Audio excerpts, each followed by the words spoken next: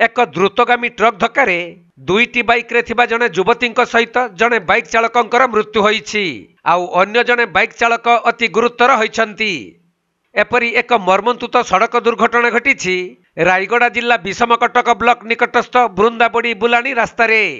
आउ एही दुर्घटना रे मृत्युवरण करिसंती चंद्रपुर ब्लॉक डांगसरडा नुआ गाँर 25 वर्षीय नेपाल बेड्राका और पटांगपदर पंचायत तेलेंगापदर ग्रामर 21 वर्षीय युवती चुमकी सिक्का। सेमाने रायगड़ारू पाठ पढ़ा सारी एक बाइक जुगे घर को फेरुवा समय बृंदाबाड़ी ग्राम निकटस्थ बुलानी रास्तार एक द्रुत गति आसुवा ट्रक सेमानक बाइक को धक्का देबारू अन्य एक बाइक सहित धक्का होई सेमाने बहु दूर को छिटिकी पड़िथिले। फल घटनास्थल में ही दुई जनकर जीवन जीवा सहित अन्य बाइक चालक अति गुरुतर होइथिले।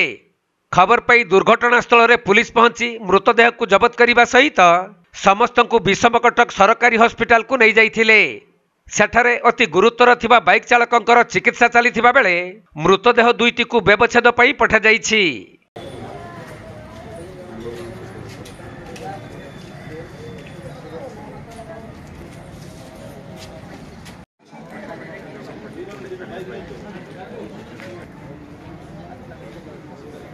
रायगड़ा जिल्लारू प्रफुल्ल कुमार बेहेरांक रिपोर्ट, कोणार्क लाइव।